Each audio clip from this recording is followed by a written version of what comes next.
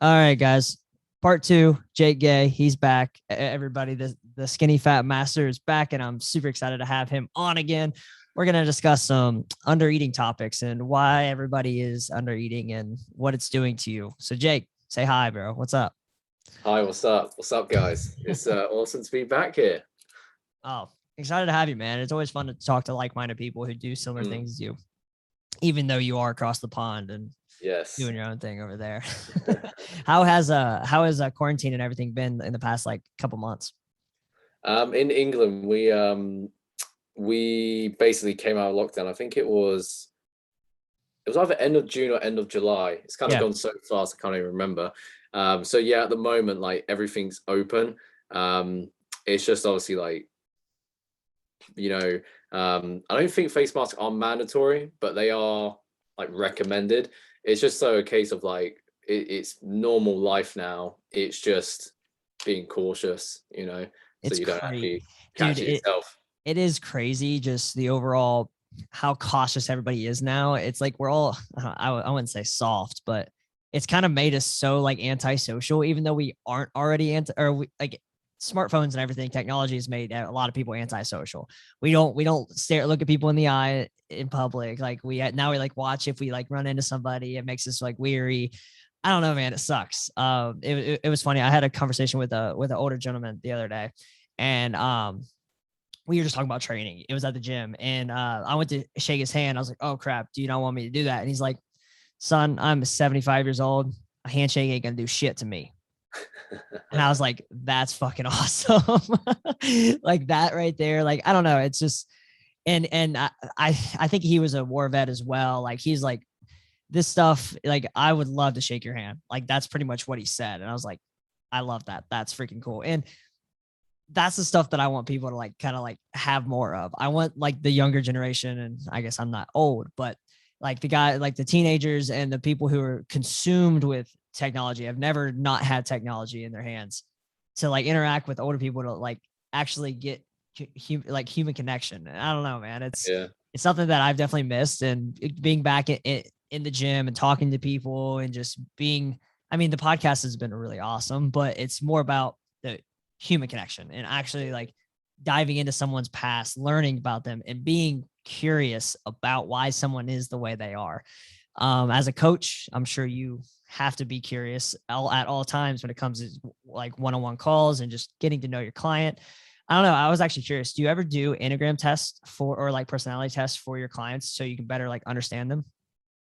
I don't do specific tests like that. I do ask a couple questions in my onboarding questionnaire. Yeah. I think getting to know them more, both like, you know, I mainly get to know more about them both in like if they submit an application or our interaction before like onboarding them. And also, as I said, I just say like, what type of coaching kind of best fits you, kind of like um trying to think of it myself how I worded it in the onboarding questionnaire. It's like, do you value blunt and honest feedback or a more softer approach? Mm-hmm. So with clients, I know like if, for example, let's say they're not so on track, right? Let's say they slip up a few days or a week or so. I know like if they're someone who, likes things being told as it is, I know I can go in on them. Whereas someone who may react to kind of that kind of feedback, who may prefer a softer approach, I know to kind of go things in more so like I never tell clients what to do, but more so giving just more suggestions, Mm-hmm. you know. For So sure. I think that's like, have you read the book? I'm sure you've read the book How to Win Friends and Influence People. Have you read it? I think I've skimmed it. I don't think I've read it. It's like not just that book, but a lot of like learning about communication. It's all about putting yourself in other people's shoes as you Oh, talk to them, so for you can sure. actually understand where they're coming from. So I think for me, instinctively, I kind of do that anyone I talk to. Do you know what I mean? Because it's a bit like anything. If you just talk to people from your perspective, they're just like, "Shut up, you don't get me." Yeah, Whereas, man. like, I think I because a lot of times I just naturally say to people, like, "I understand where you're coming from." mhm. Then I just naturally see things from their perspective, you know? Yeah, man. And I think we need a little bit more of that in today's world. Like I would consider that being open-minded, like Mhm. not just assuming things and just I always like have to remind myself and other people, like, no one gives a fuck about you. In all reality, no one really cares about you. So whenever you meet somebody, it's all about how can you value them?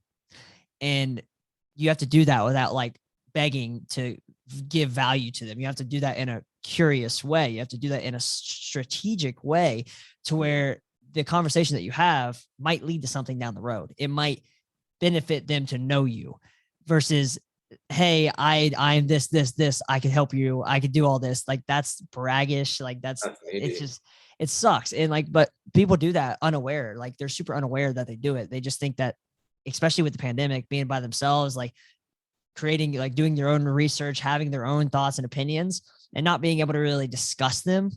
That's where something that I've missed, man, just overall arguments that doesn't involve Google.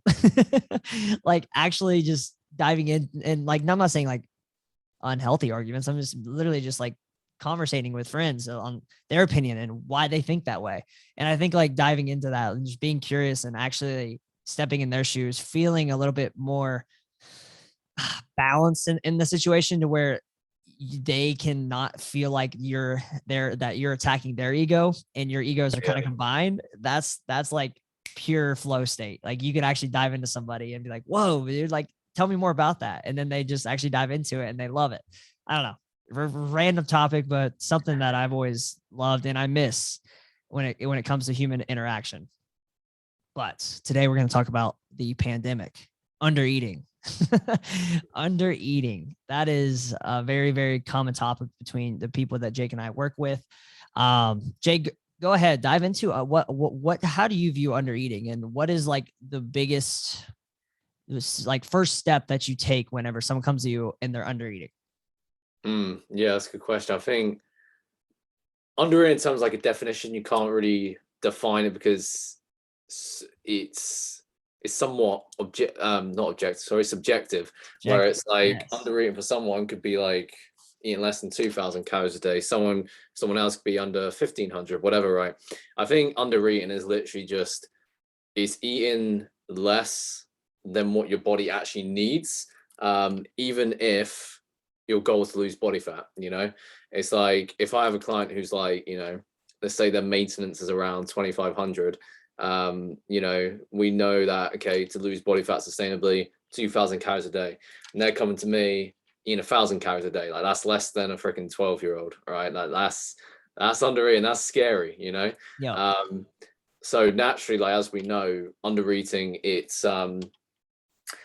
is somewhat dangerous to the extent where obviously you're putting your body in a catabolic state where it's very stressed out without even realizing.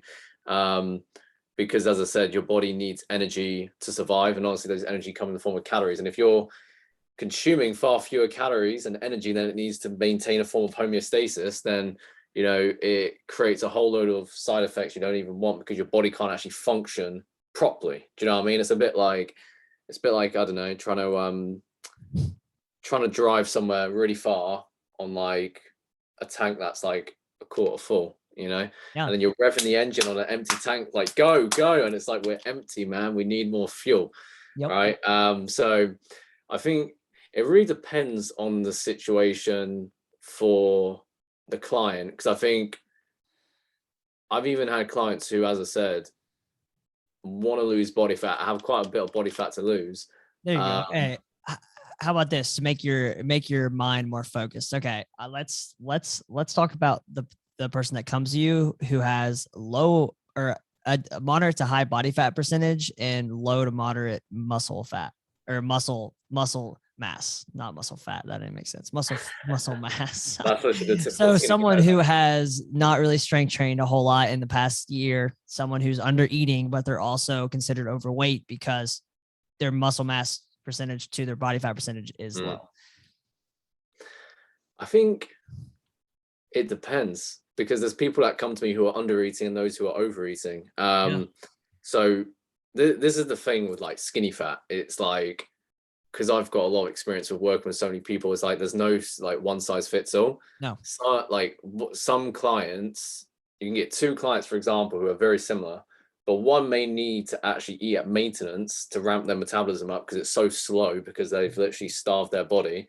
Mhm. Whereas there's another who's been eating all right, probably underestimating how much food they eat, hence why they've obviously got the stored body fat. And so they may only need a slight calorie deficit. So again, they're in a deficit to lose body fat, but they're still eating enough to support the muscle growth, especially like if they haven't trained much. Get them on a proper training plan, get some good food in them, and they're going to blow up. Yeah. Yeah, man. And I think what you said really makes sense. Like what I wrote down in my notes right now is just honest assessment. Like whenever you come to somebody or when someone comes to you, you have to be honest with them on where they are. And where my mind goes, if someone comes to me and says, "Hey, I want to lose weight." And I look at them and I see them and I find out that they don't strength train ever. Like that's something they did maybe 2-3 years ago, but they haven't did it in like 2 years consistently. So they're sitting overweight. And then I have them. So what I do is I have my clients track calories for the first week so I can see where the fuck they're at, like have an idea of the amount of calories that they're actually putting in their body. That will give me an honest assessment to say, okay, your weight didn't fluctuate and you ate 1,800 calories and you are 220 pounds and 6'2". That ain't right. You've been under eating. You've been under Yeah. eating like crazy, dude. I am 5'5", 155 pounds, and my maintenance is 2,700 calories a day. You are much bigger human being than me that requires much more energy. And you are eating 1,800 calories a day, 900 calories less than me. So let's think about that. And that's when obviously I think the king in this is their daily movement. How many steps are they getting a day? Are they actually moving their body? Are they going from bed to car to work to car to bed or couch? Like, are they actually moving? So what I do first week is look at their overall daily movement.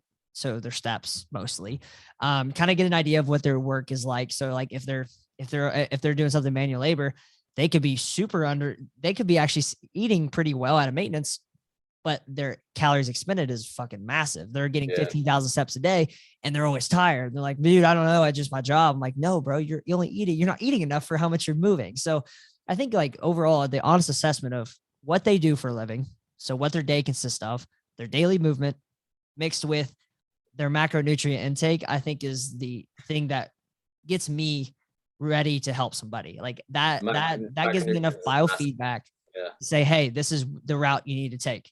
And I don't know, man, that like a lot of people are like, wait, what do you mean? I don't have a goal? Or like, I'm like, the goal is for me to figure it out, but I can't figure it out on a blank slate. Like you can't go to a stockbroker and say, hey, make me rich. And they're like, well, give me money and I will. So, yeah. I think the macronutrients is a massive one as well. I think most people typically speak and respond well to a balanced diet. And for the most part, that's just like moderate carbs, moderate protein, moderate fat. Simple as that, right? Because we need it all. And one thing, depending on the client, like we can hear a lot of myths where it's like, oh, fats make you fat, so then they're massively under eating on fats. And then carbs make you fat, so then they're massively under eating on carbs, even though carbs are your main source of energy. I think typically people can undereat protein a lot because typical, like, a lot of diets, especially like the American diet, is high in a lot of processed foods, very low in protein. Because like, I got you. in order to make foods good at restaurants, like they don't care about your gains, right? Like they'll throw a bunch of like processed carbs and fats and oils to make it taste as good as possible. So that's one thing as well. Like protein is not just so important for muscle growth and repair, but also it plays a massive role in like metabolizing our body. So like that's why, like for me, I found like clients trying to lose body fat and build muscle, like those who are on the higher end of protein build more muscle when they lose more fat. And particularly like those who are like I remember I had one client who was working with him now, I think it was about 195 pounds initially, and like the first month or two I was mainly focused on getting his protein up because the weight was dropping, but not as like as well as like I'd expect, if that makes sense. Sure. But the moment he started getting his protein up by eating protein in each meal, like his weight has just been dropping like crazy, like every week, just like 1 to 2 pounds, and he's feeling amazing. You know what I mean? Like in our check-ins, like nutrition's 10 out of 10, training's 10 out of 10. Now 12 weeks have gone by, and he's now under 175 pounds, and he's actually potentially making more progress than what he did at the start, when it's obviously easier to lose body fat at the start, because now he's actually got his nutrition in check, and his body's actually functioning properly because he's putting the proper fuel in terms of calorie amounts, and also proteins, carbs, and fats as well. Yeah, man. And one thing you kind of touched on it earlier in this episode, but you talked about catabolic, being in a catabolic state. And that's one thing like people don't realize is anabolic. Guys, anabolic means growth. You're typically in a caloric surplus, and you're eating a high protein diet that allows your body to use what it needs to build muscle. That is where most people want to be, in that realm. You can actually be in that realm in maintenance, depending on your overall genetics, like how you train, all that fun stuff. But catabolic, anabolic. Anabolic is growth. Catabolic is actually breaking down what you already have in your body and utilizing that as energy. So what happens is, if you're constantly under eating protein, you become catabolic because you aren't feeding the muscle to maintain the muscle mass. So if you're not feeding the muscle mass, you can be under eating calories a whole lot. You can actually become catabolic and lose your muscle gains. So, I mean, and I always like, I'm very weary when I talk about this, because I'm like, a month of you under eating protein is not going to make you lose all your muscle gains of 8 months of training. Like, it takes a long time for that shit to happen. But this is the beauty of the whole starvation mode. Fucking hell. And people always talk about this, and I'm like, oh, I've been eating nothing and I don't lose body fat. What's going on? It's like, do you not see like kids in Africa who are this little, who have zero muscle mass? Like, that's starvation mode. When you start to lose all your muscle, that is starvation mode. That is actually starving. Your body will, like, that'll be the last line of defense. Because, I mean, I always tell people this. Someone was like, man, I just have not been able to lose the belly fat, like the love handles, all that stuff. I'm like, so I always ask this question because it's always like a nice little reminder, like the gratitude of like loving your body and understanding what your body does for you. I'm like, hey, so like, if there was any place that you would want a little bit more security in, like just a little bit more safety in, what section of your body would you want it to be? And they're like, I don't know, probably near my vital organs. Really? So like your belly and your sides, right? Like, oh, it's like, so you always see, like, it's very rare. Like, it's actually very, very common that people are overweight in their upper body and have not a lot of body fat in their lower body. Your body's going to store body fat where it thinks it needs to be to make your body safe. And your digestion, your gut, like your liver, everything is right in the center of your abdomen. That is incredibly important. So we have to be like a little bit grateful for that sometimes. Like, being at an incredibly low body fat percentage makes you hate yourself. I think the lowest I've ever got, I've never prepped or anything, but I've gotten to like 7%, 8% maybe. Getting ripped is like the most overrated ever think of. Literally, it's in bodybuilding and stage competitions, the worse you feel, the better you look. So we have to think about that for longevity. Do you really want to be absolutely shredded and with not a lot of body fat or not a lot of muscle mass on your body, shredded, and feel like shit? No. So what do you have to do when you're under eating? If you're under eating and then want to feel better, your goal is not to lose that weight. Your goal is to feel stronger and have more energy and then lose that weight. That's what that's what I have to get at people so often, because so many people come to me not ready to lose weight. You're under eating. If you are constantly under eating, if you eat 1 meal a day or 2 meals a day and you're like mad about body fat, that's your body storing energy because you're not giving it enough. And it's that reserve in your car. Or what do you guys call it? Petrol?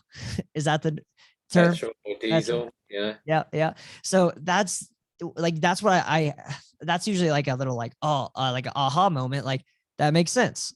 My body is becoming more efficient with the energy you're giving it and storing energy as a savings account, as, hey, we're not getting enough. So to a point where you stop giving us energy, we can utilize the stored body fat.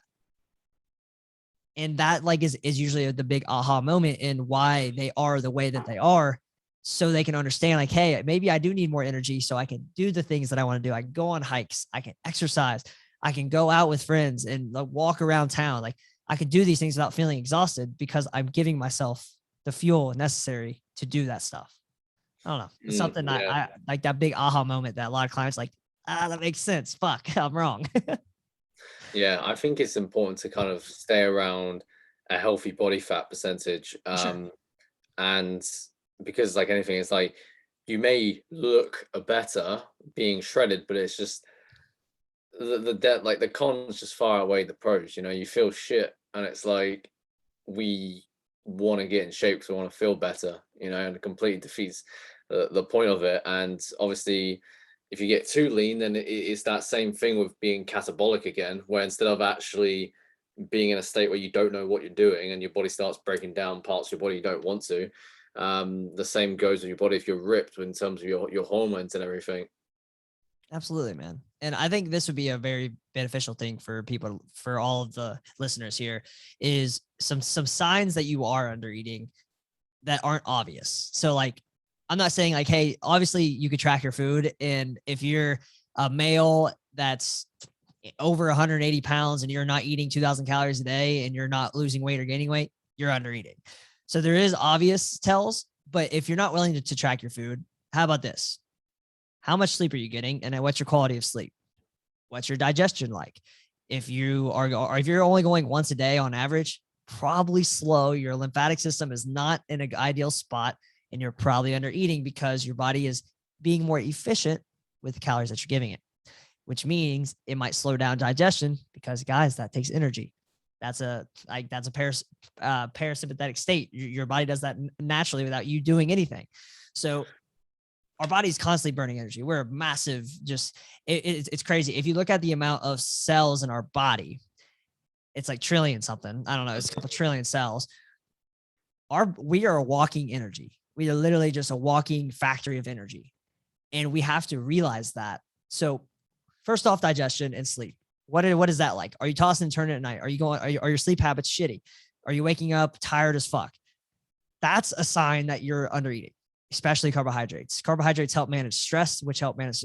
So if you're not eating carbohydrates, your cortisol levels could be fucked up. So typically a lot of people don't realize that, but when you wake up, you spike cortisol, overall fight or flight, get up, stay alive, find shelter, find water, find food. That's literally biologically what we have done to evolutionize humans. Like that's how our mind works. But Even I'm learning from this podcast right now. I said, even I'm learning from this podcast right now. Yes. Obviously, I know Yes. a lot about the body, the mind, the gut, but it's like even some of the stuff you're saying, I'm like, damn, I didn't even know that. Yeah, man. It's fun. It's always, you never know. Every day is a chance to learn something new. Yes. But kind of just going back into that rant. So if we're under eating carbohydrates, our body, we're kind of fucking up our overall stressors. Our overall stress system in our body is not optimal. So you're not waking up with peak energy. Okay. You're not recovering because your body is constantly trying to catch up. So sleep is where almost like 80% of strength gains are made, and a lot of where we lose body fat. We wake up morning skinny. That is a usual telltale sign. You might just be very dehydrated or you might have like lost a lot of water. But what I'm trying to get at is if you're under eating and your sleep is shitty, it's probably because you're not eating enough carbohydrates. Increase your carbohydrates, you're going to sleep like a rock, and you're going to wake up over time feeling way better. So that's telltale number one. Two, the digestion thing. That's just overall, if you're not going enough, you're not getting the waste out of your body. And if your waste sits in there for a long period of time, what's going to happen? You're going to reabsorb that shit. Literally, you're going to reabsorb stuff back into your overall environment to make it toxic. And then your body has to work on that to keep your blood at a solid level, your blood sugar at a solid level, making sure that there's getting rid of the toxins is an incredibly important part of the human body. If it didn't, we would die. We would be rid of disease. It would happen. So little, like your body is doing amazing things, especially when you're under eating. It's always going to keep you alive. That's its only purpose, is to make sure it is trying to find homeostasis or it survives. And if it can't find homeostasis, this is my opinion, and it's backed by a lot of people, disease, sickness, bad things happen because you are out of homeostasis for such a long period of time. That's why dieting all the time is not smart. It causes your stress to be through the roof. It causes your internal environment to suck. So managing how long you're in a deficit, how long that you cut, is incredibly important. And that's why we need to stay at a maintenance, because it takes time for your body to find homeostasis. It's not going to do it overnight. It's not a fucking light switch. Your Bio Lane talks about that. He's like, your metabolism is not a fucking light switch. You just because you ate keto, it did not turn on your metabolism. That drives me nuts, man. It takes time. And I just went on a rant, but I kind of want your opinion on all that stuff, man. I think that all makes sense. I even have some, as I said, clients in their mid 30s and 40s eating like 1,000 calories a day. And I'm just like, ugh, how are you still doing it? Like, how are you actually like doing things like, doing your job and everything? Like, energy must be so whacked, And I think the reason why people can kind of undereat is almost like, one reason could be, it's like they may have some knowledge of knowing, like, calories in, calories out. So if they eat fewer calories than they burn, obviously they're going to lose weight. Maintenance, maintain. If they eat more calories than they burn, then obviously they gain weight. I think some people can kind of have that fallacy of like, I don't want to gain weight, so I'm going to make sure I'm really under, so I'm in that deficit. And also thinking like, oh, well, if I need to consume less calories than I burn, so lose body fat, then surely the bigger the deficit, the bigger the fat loss. When obviously it doesn't work like that. When obviously you kind of realize how the body's metabolism works, how the body functions, which is why it's always best to take fat loss slower and more gradual, because it's actually sustainable. So you can actually keep the weight and the fat off, which is why obviously how many calories they say is in about pound of fat, about 3,500. So divide that by 7 days, that's a 500 calorie deficit a day, which is always the best rule of thumb, because it's not too big, it's not too small. You're able to lose a good amount of body fat a week, which when you add it to weeks or even months, it compounds over time, and you're able to use that energy to also build the muscle mass as well, eating sufficient carbs, fats, and proteins, so you can actually really create that transformation. Because a lot of people, for transforming their body, muscle mass plays such a big role, because they can lose the body fat. If they haven't got any muscle mass, they're either skinny fat, or they're skinny and they still got like that beer belly kind of scenario, right? Because protein like building more muscle mass and eating sufficient protein will only help you lose body fat faster. And a lot of people, they may not necessarily want to be muscular, but they want to be toned and defined. Like, the only way you can literally become more toned and defined is building muscle. That's it. It's like, you don't become more defined by losing body fat. You become more defined through getting stronger and building lean muscle tissue, because it's actually the muscle mass that builds like that definition. It's like the shoulders is like the best example for like 3 dimensions. It's like, oh, I want my shoulders to be more toned. Well, they're only going to be more toned and like 3-dimensional if you build muscle mass. We've got 3 heads of the deltoid. If you don't do anything about it, it's going to still look two-dimensional, because you're not building muscle. You see what I'm saying? No, dude. And like something that I use that makes a lot of sense. And I'm going to add on to it. Something I use to like get people to realize it's the muscle that you're looking at. If you flex your bicep, so obviously the skin is pretty stretchy, but it's stretchier in parts than others. Like it's the stomach, the skin in the stomach can stretch quite a bit over time. Arms, though, not as much. Especially in the skinny fat situation. Like if you're skinny fat, like your arms aren't going to get freaking fat. Like that's not going to happen. So if you think about it, there's not a lot of body fat on your bicep. It's not that stretchy. But think about it. If you get stronger in your bicep, the space of skin that's going to be stretched is smaller. So the body fat goes other places. And that's kind of how you have to look at strength training and building muscle. Is there's not only a certain amount of room. If you're focusing on building muscle, the body fat is not going to always be there. I mean, it will to an extent, but whenever you actually work that muscle specifically and actually build that muscle, there's less space for the fat to be. So that's what people don't really comprehend a whole lot is, dude, strength training is key. If you can go 3 to 4 times a week and stay consistent for a single year, 3 to 4 times a week, slowly start adding load, trying new exercises, making it harder every 3 to 4 weeks, you're going to see results. But if you're under eating and doing all that, you ain't going to see shit. You're going to feel you're gonna burn out fast. You need, even if you're trying to lose body fat, if you're proper strength training in the gym, you know, a lot of calories, man. You know, as I said, like for clients I work with trying to lose body fat, if they're hitting hard in the gym, like no less than 2,000 calories, you know. Oh, yeah. I even have clients where they're pushing themselves so hard in the gym because obviously pushing themselves hard, obviously expending more energy. Sometimes they even need to increase calories, yeah. Right?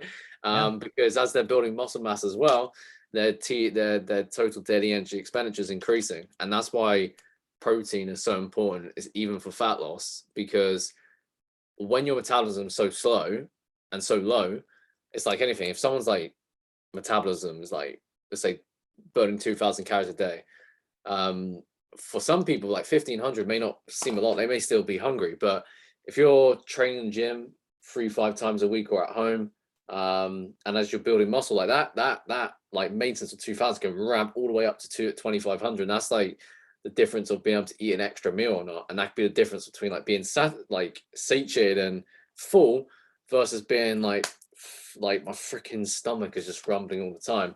Exactly. It feels shit, you know. You always want to be satiated and full. And I think diet plays a part as well, in terms of the quality of the food.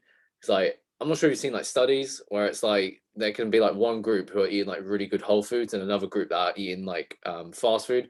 They're all eating the same calories, but the ones that are eating whole foods, like their metabolism is much higher compared to the group that are eating crap, you know. So the quality of the food plays massively as well.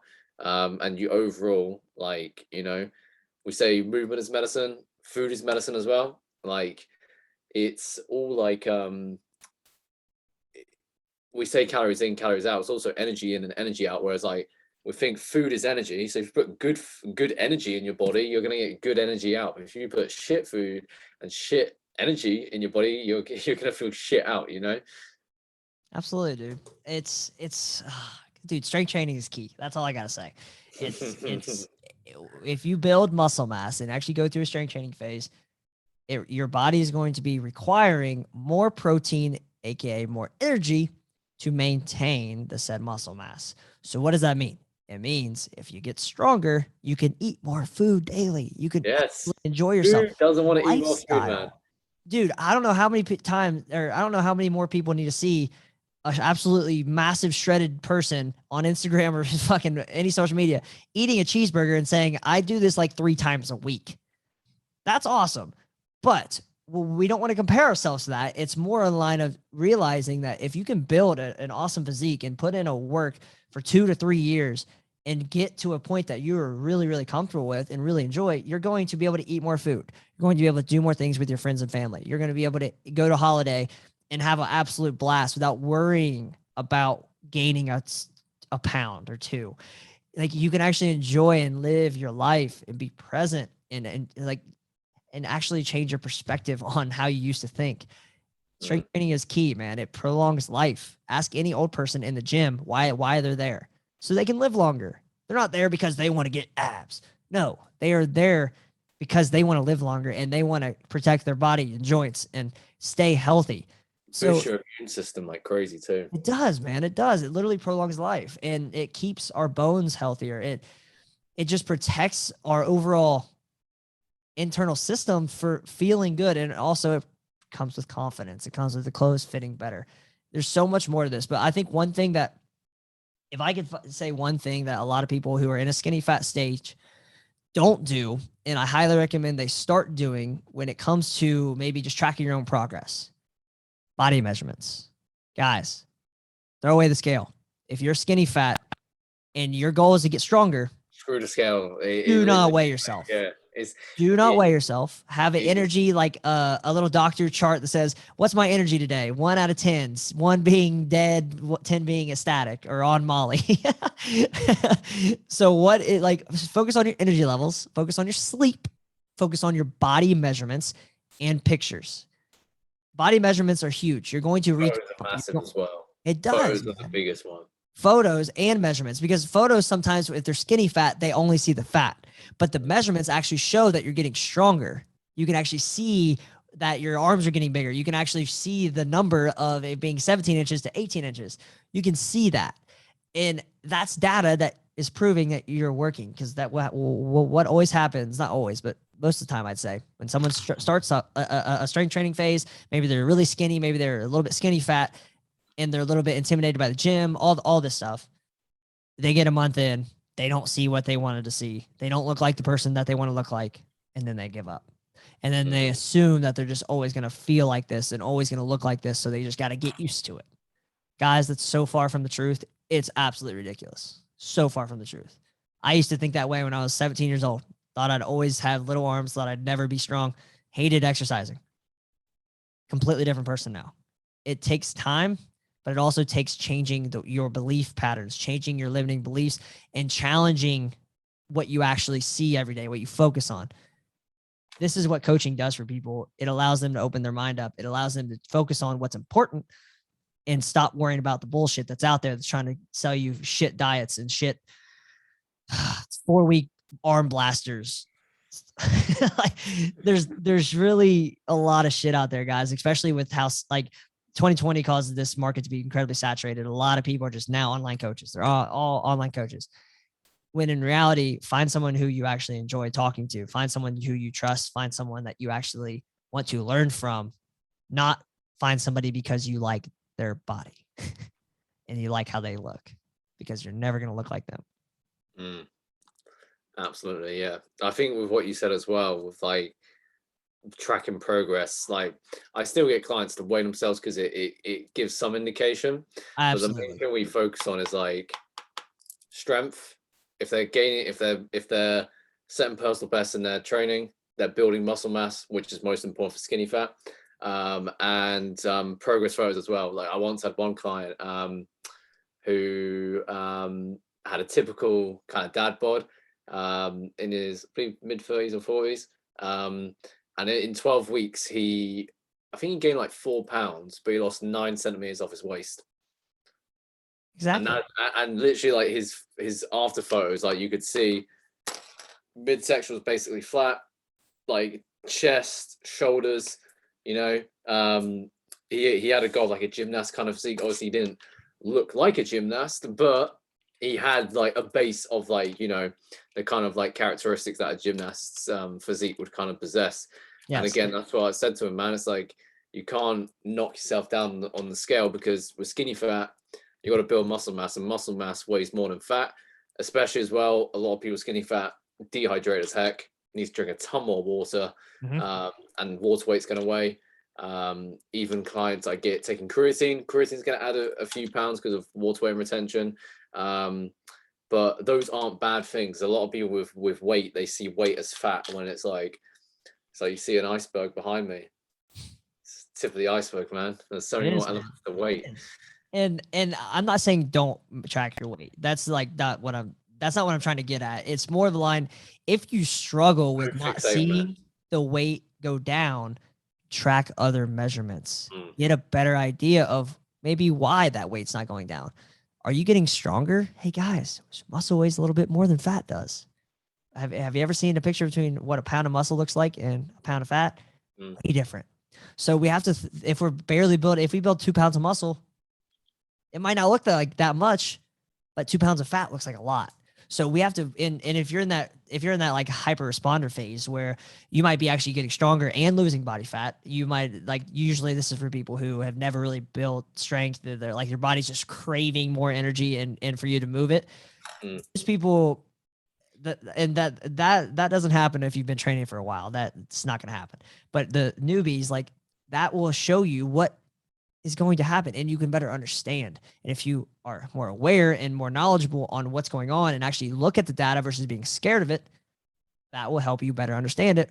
So you can then maybe even help someone else down the road that struggles with weight. But look at weight as what it is. It's your relationship with gravity on this fucking planet. All it is. All it is. To an extent, if you're getting to the obese stage, it can cause issues. It can cause disease. It can cause high blood pressure. It can cause inflammation, which can lead to heart disease, which can lead to a lot of other stuff. So take care of yourself. This is your only life you'll ever live. This is the only body you'll ever have. Start somewhere. I don't care if it's a walk a day. I don't care if it's doing 10 push-ups at lunch. I don't care if it's doing some fucking squats with a book bag on. I don't care what you do, but all I got to say is take care of yourself and ask more questions. Be more curious. There's so many helpful fucking people in this world, like yourself and I, who are so willing just to talk to people and just guide them in the right direction. And it's when you drop your ego a little bit and actually want to learn from somebody else and actually realize you're not the smartest person in the room, and there might be people who are a little bit more qualified and ready to teach you something. That's when you just open your mind up, and you have no idea the impact that can make on you, the people that you're around all day, your family, your fucking loved ones. Like, it can make such an impact when you actually raise your energy levels, raise your vibration, because other people will either become obsessed with it, or you might lose a little bit of people during the round, and that's okay. I know I went spiritual on you there, but it's big, good. Man. Energy is life. We have to continue to move. We have to continue to focus on what's important, is being more grateful for what we have. So gratitude, always king. Learning how to give to other people is awesome. Giving is the best feeling in the world. It is. That's why I coach. It's why I do the things I do. I love helping people, and I love giving other things to people. I love sending gifts to people. It's just a great feeling. And overall, just acceptance of yourself. If you don't like yourself, don't like the way you look, change it. Change the way you've been doing things. And I even put on my post the other day. I just thought of that. It was what was it? I said, if you've never, or god damn it, what I say? Was it the Instagram posts? Yes, it was. You I'm have to be thinking of it as willing. well. I can't think of it, but It's you have to be willing to do things you've never done to get what you've never got. Yeah. So think about that. Like, you have to be like, if someone says, hey, maybe you should like read more, or kind of like limit your screen time, maybe try it and don't just try it for a day. Try it for like 2 weeks. See how you feel. You might sleep better, which might give you more energy in the morning, which might make you more hungry in the morning. So you eat food and actually raise your caloric intake, which helps in the gym. There's a lot of things, man. And I think just overall, if someone just listens to this conversation and dives into this, there is no one fix all solution to any of this stuff. Everybody's different, and everybody needs to be assessed from an outside opinion to actually figure out the best way to go about where they want to be. And if that makes sense. Makes sense, yeah. But Jake, man, thank you again for coming on. This has been a lot of fun. I know you're across the pond, and I appreciate, and I know scheduling is always a bitch, but thank you again. Any last words or plugins you wanna throw in? No, I think obviously just adding to your point of obviously we've obviously only got one body, one life. Like, take care of it, because obviously, you know, some people listening to this may know what it feels like to lose your health with like certain health issues or whatever. Some may not. But I think overall, like, if you kind of think of like times where you may feel crap and times where you may feel good, like you want those good times to be more permanent, where it's not so much like you have a good day and a bad. Well, we always have good days and bad days, but more so relate to your health. You know, life's a lot easier when you take good care of your health, because you just feel so much better in yourself. You know, yep. And literally, we've both got the same canvases, haven't we, in our room of what we think we become. Yep. And the way exercise and diet and lifestyle affects like your brain chemistry. It's so important for physical health, mental health, everything. So I think everyone wants to live their best life, you know, and health is like at the foundation of that. It's as simple as that. You know, if we look into the background by the iceberg, if we change that, we can literally look at like, you know, all the things we want in life are like the tip of the iceberg. The thing beneath that, health. Health is everything. Your mental and physical health is huge, man. And I always tell people like my mental health got so much better once I got good with myself physically. Once I liked what I saw in the mirror. Once I got more confident. Once clothes started fitting better. That's what changed my overall mental health and confidence levels was the physical side of things. Master your physical health. Get good with yourself. Push yourself. Do hard things. Your mental Eat health your better. greens. Yes. Eat your Eat green. greens. Eat your carbs. Eat your protein. And get in the gym. Work out at home. And Take get care off of your it. ass and quit sitting all day. Boom. That's a big one. Look, Yeah. I barely sit, man. Standing desk. I am I, sitting right now. I'm. Don't judge. I But stand so. one on a wall. When you get a standing desk, man, you can't like. I cannot stand. No pun intended. I cannot stand sitting. It just feels so uncomfortable. It does. But I think the human body is not designed to sit, man. When you look at the anatomy of the body, and then how sitting turns your glutes off, and you keep your glutes activated, man. Yep, absolutely. We're going off topic though, aren't we? No, we're good. But hey, Jake, I appreciate you for hopping on, man. Always love your time and energy. You vibrate at a very high energy level. I love it. And I will link all of Jake's stuff in the show notes, guys, so you can check him out. He has an awesome YouTube channel. He has a lot of people diving into his stuff. And guys, you're not stuck. Remember that. Never stuck. You can do anything in life. Anything. Just be honest with yourself about where you are and give yourself a good timeline, and you can literally do anything. And if you ever need help, reach out to someone like Jake or I, and we'd love to help you out. 100%. Hey, appreciate you, bro. That was awesome, man.